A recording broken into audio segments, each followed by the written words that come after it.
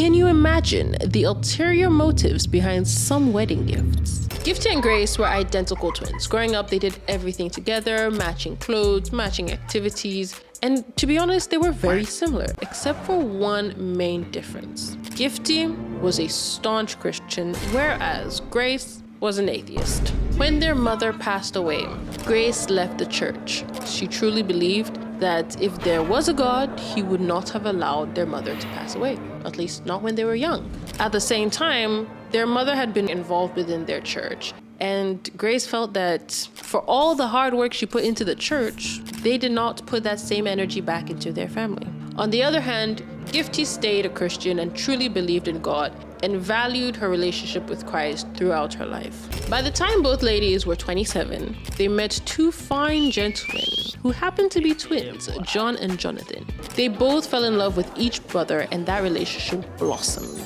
They were unique in that two sets of twins were dating each other. However, things were going great, and not long afterwards, they both were proposed to. Gifty and Grace decided that they were twins, marrying twins. They wanted to do everything together. Joint ceremony, matching dresses, matching colors, and they'll just have it at the same time.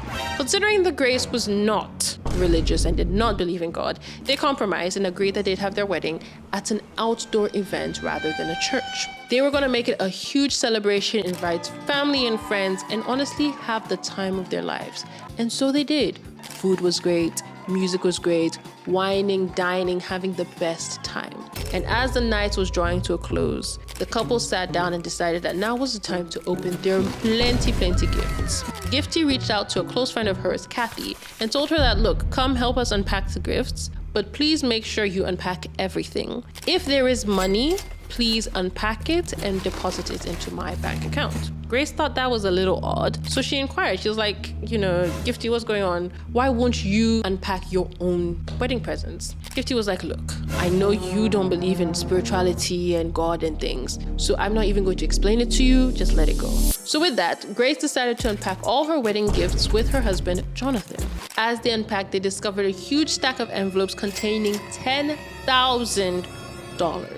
Grace, in her excitement, squealing, laughing, and jumping on Jonathan, said, oh my gosh, this will cover our portion of this wedding. This will set us up. We'll be able to start our brand new life. But she looked over at her sister Gifty and her new husband John and said, wow, they're really allowing this friend Kathy to just unpack everything piece by piece, item by item, and removing the cash from its envelopes. However, by that time, Grace decided to think nothing of the whole situation. Unfortunately, 2 years down the line, both couples had very different life outcomes. Gifty and her husband John were doing so well. They were thriving within their marriage financially and had just welcomed their first child.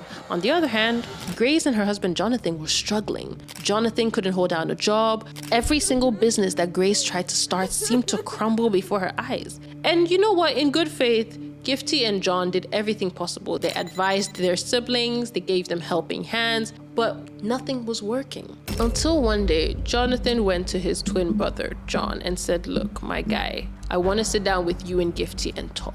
He then explained to them and said, guys, I don't know what's going on. We are struggling. We want kids. Our finances aren't working out. Everything we put our minds to is not working out. And at this point, I think it might be spiritual. However, Grace is not spiritual and I don't want to start a fight in my family. So please help me, guide me, advise me, give me options. Gifty said, okay, look, I have a contact I can give to you. He's a prophet. Speak to him, explain to him your situation, and let's hope he has answers for you. So Jonathan did exactly that. He got in contact with Gifty's prophet, spoke to the man, and the man said, okay, first things first, you are going to pray and fast for 7 days. I'm giving you scriptures as well to follow, read along, and after that, a revelation will come to you. For 7 days, Jonathan prayed and fasted. And it was really hard because he had to do it behind Grace's back to not start a fight within his own home.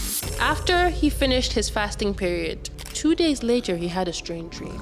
In the dream, he saw both himself, Jonathan, and his wife, Grace, as well as his sibling, John, and his wife, Gifty. They had gone to visit one of the lady's aunts. And at their house, the aunt gave them food. Gifty and John declined, but Grace and Jonathan accepted.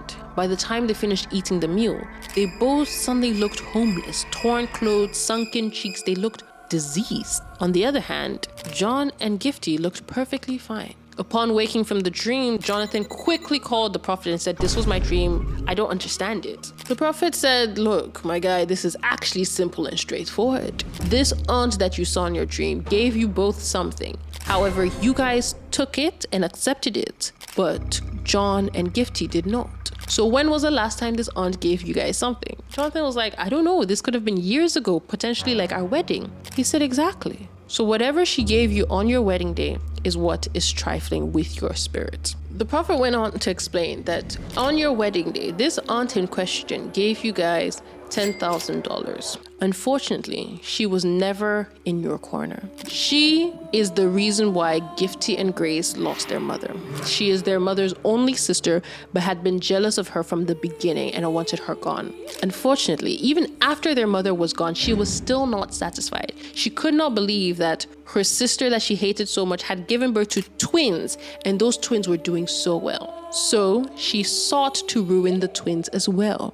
She had laid incantations upon that money, and upon you guys touching and interacting with it, you guys were affected by those incantations. He mentioned that before the wedding, he had spoken to Gifty and instructed her that for this wedding season, she is not to touch any gift or envelope containing money or anything from anybody. Somebody else must open the gifts and packages for her first. If any of them included money, that individual should take the money, deposit it into a bank, allow those bills, those tainted bills, to get mixed up within the system, and she can then withdraw fresh bills. Considering that Grace and Jonathan had not done that, the incantations were affecting them. However, good news was on the horizon, because the prophet said that he would pray over Jonathan in his life and everything would be sorted.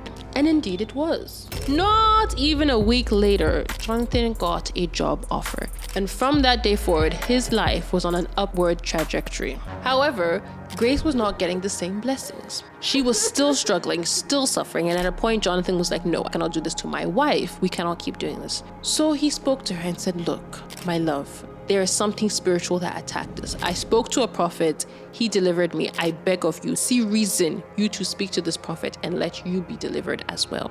At this point, Grace agreed. So she too spoke to the prophet, went through the process, and was delivered. Following her own walk with the Lord, she felt the Holy Spirit speaking to her, and in that moment gave her life to Christ. Today, Grace is a managing partner at a big-time law firm, and both she and Jonathan have 2 beautiful children.